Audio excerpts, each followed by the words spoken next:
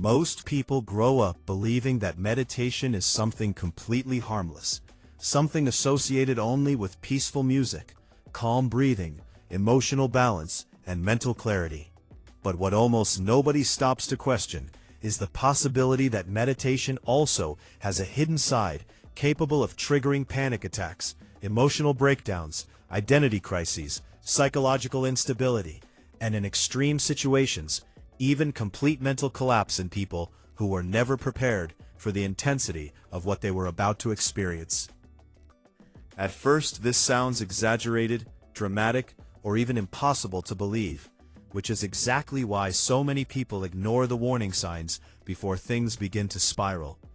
Because the modern meditation industry has successfully sold the comforting idea that meditation is always healing, always positive, always safe, and always beneficial, regardless of who practices it. When in reality, the truth is far more complicated than the influencers, gurus, and self-help experts who profit from the industry are willing to admit publicly. The reason this conversation remains hidden is because fear does not sell spiritual products nearly as effectively as peace does, and the entire wellness industry depends on maintaining the illusion that meditation is some kind of universal solution capable of fixing anxiety, stress, unhappiness, emotional pain, lack of focus, and even deeper existential problems without any significant risks attached to the process. To be completely fair, meditation absolutely can help people in many different ways, because scientific studies have already demonstrated that certain forms of meditation can reduce stress levels, improve concentration, lower anxiety, regulate emotions, and even create measurable changes in the structure of the brain over time. But the uncomfortable truth that rarely gets mentioned is that anything powerful enough to alter the mind in positive ways also carries the potential to destabilize the mind when practiced incorrectly or excessively. That hidden reality is the part nobody posts online while sitting cross-legged near a sunset, pretending to have discovered inner perfection. Because you rarely hear social media influencers discussing the sleepless nights, emotional confusion, dissociation, or terrifying psychological symptoms that some people begin experiencing after long meditation retreats or extreme spiritual practices that push the mind far beyond what it was prepared to handle.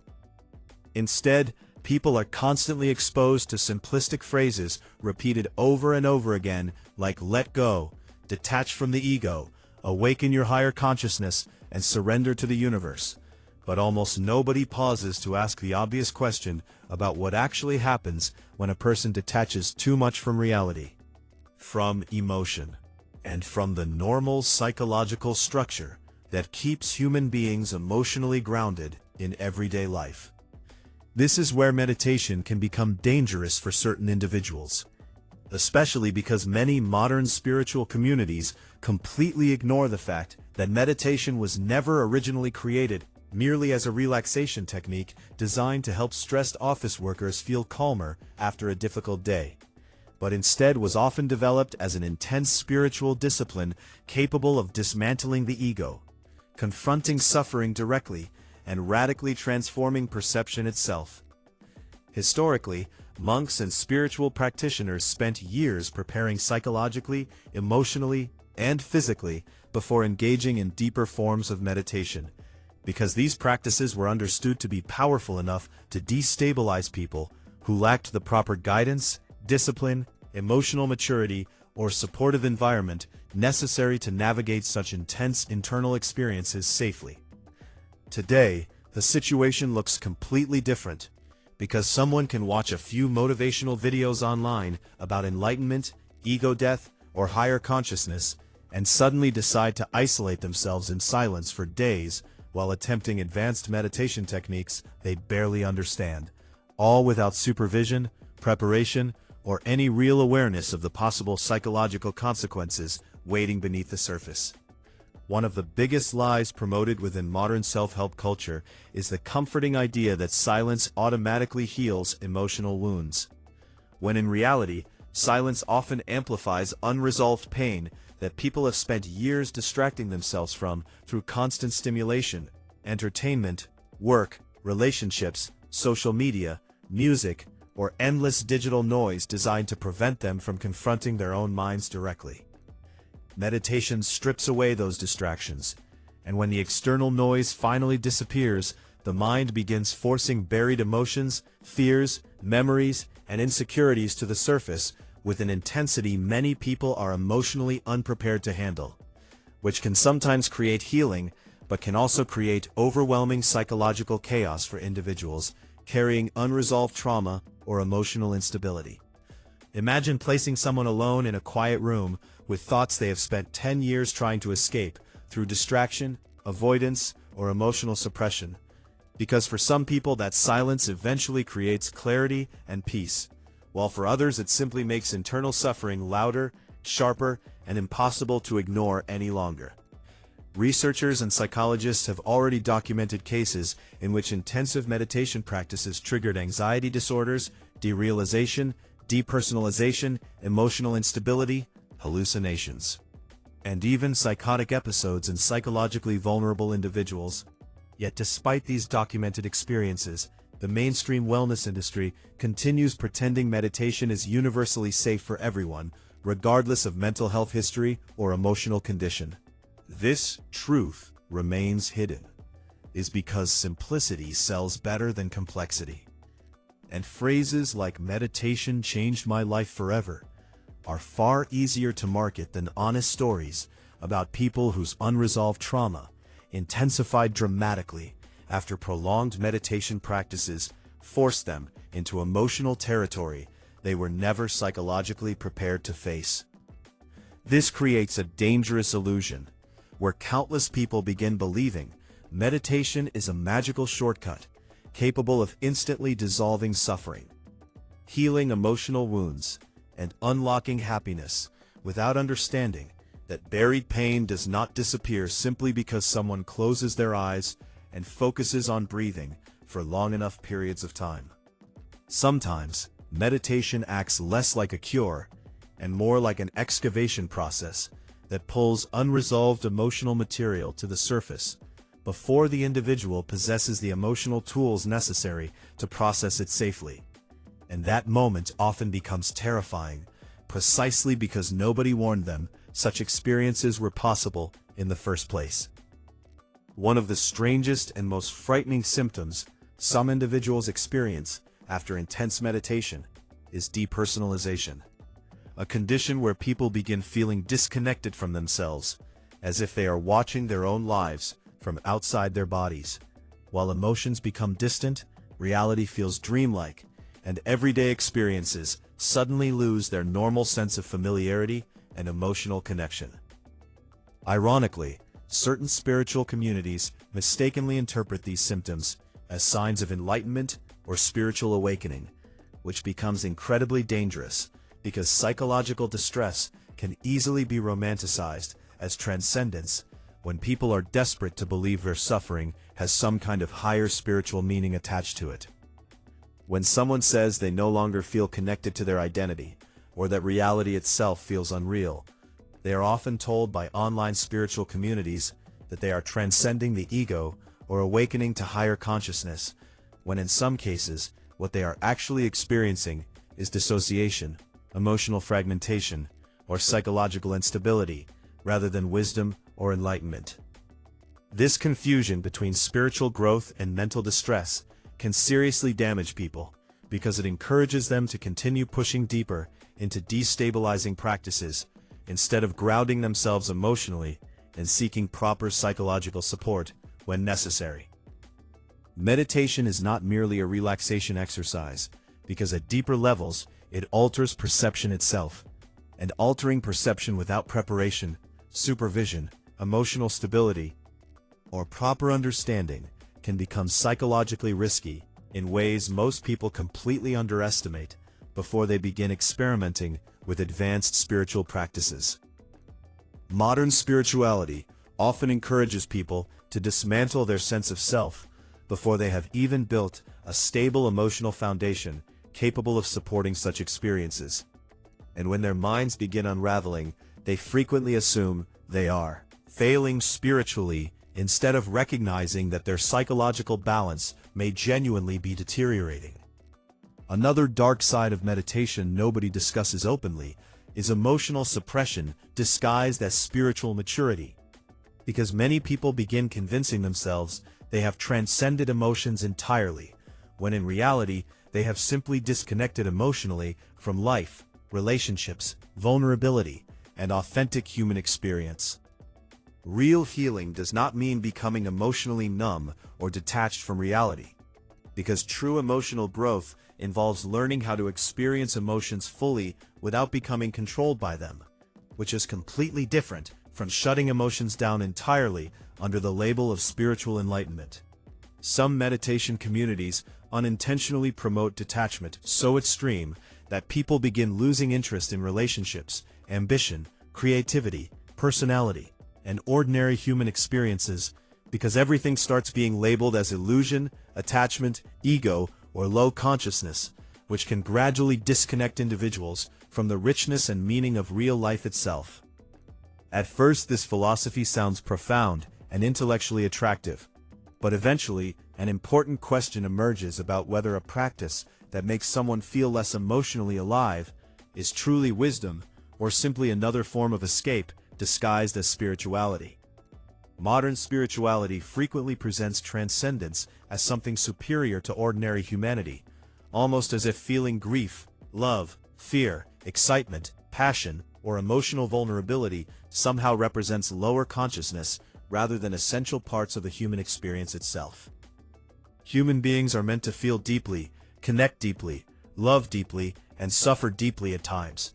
And while meditation can absolutely help regulate overwhelming emotions, it becomes dangerous when it encourages people to disconnect entirely from the emotional experiences that make life meaningful and human.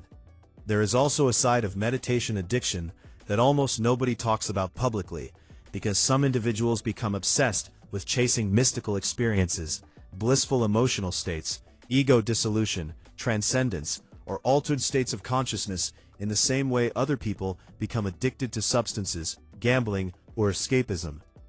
Over time, ordinary life begins feeling dull compared to those intense spiritual highs, causing individuals to seek longer retreats, more extreme practices, deeper isolation, and increasingly intense forms of meditation in an endless pursuit of experiences that temporarily separate them from ordinary reality.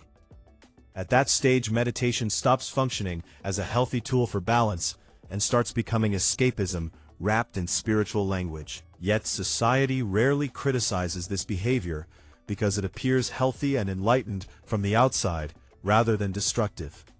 A workaholic gets criticized for obsession, a gambling addict receives intervention, but someone meditating obsessively for 10 hours a day while emotionally disconnecting from reality is often praised as spiritually evolved, which demonstrates how easily unhealthy behavior can hide behind socially accepted forms of spirituality.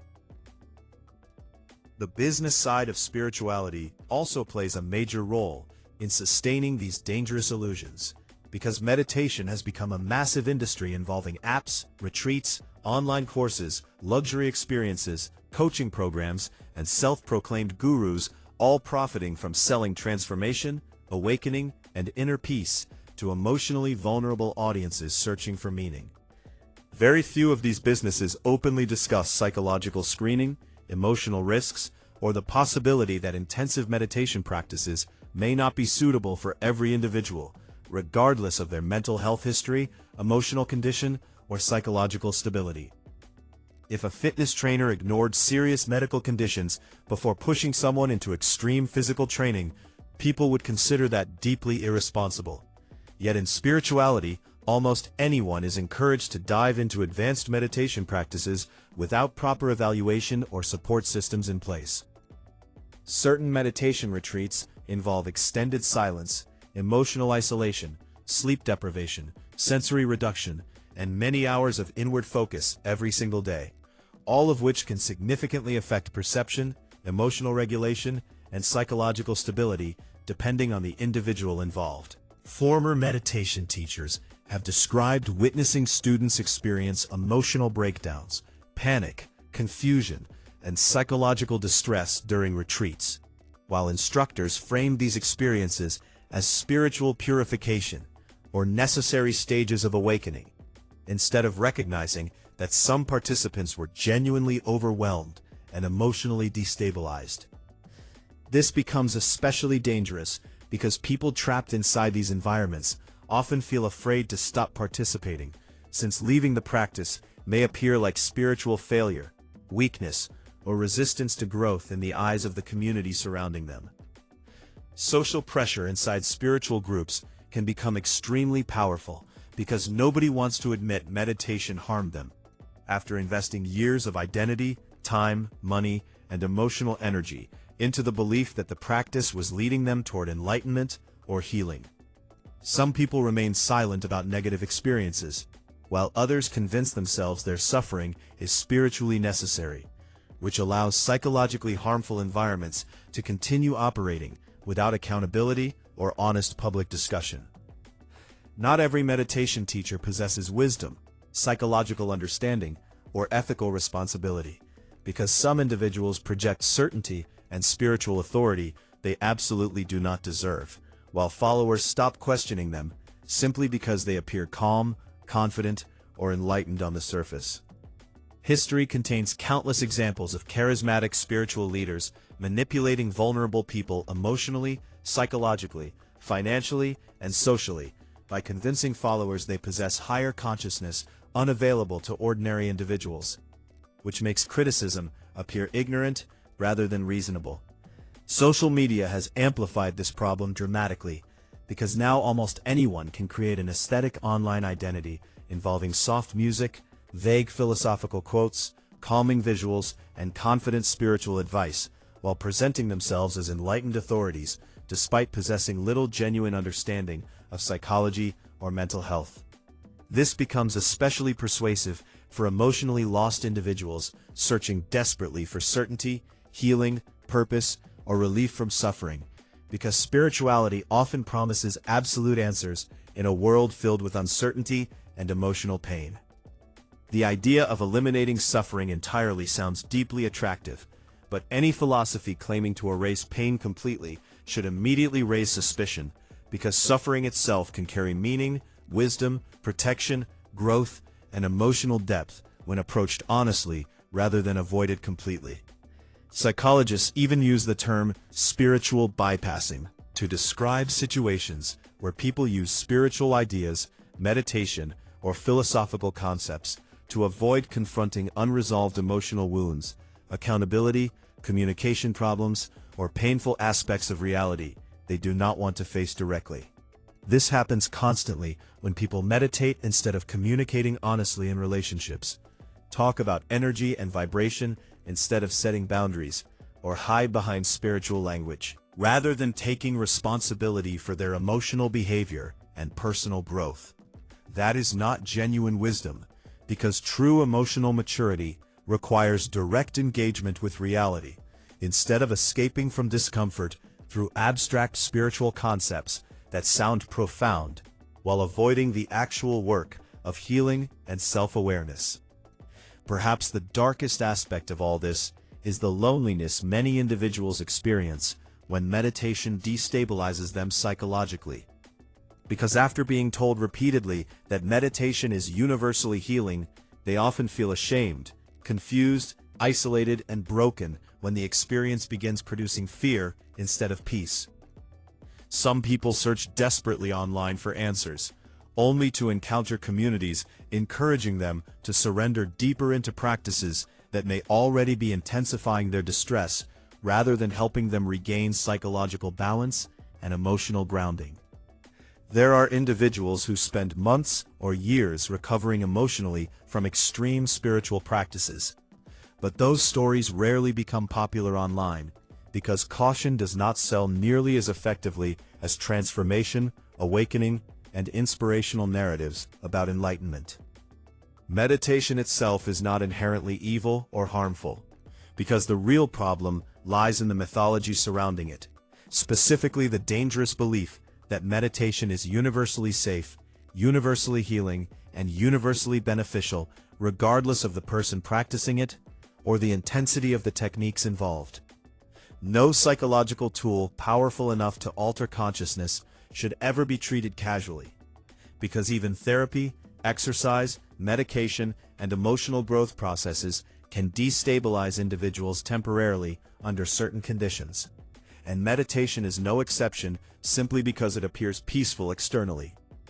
The healthiest approach to meditation requires grounded awareness, emotional honesty, psychological self-understanding, and moderation, rather than blind devotion to spiritual ideals promising transcendence beyond ordinary human experience.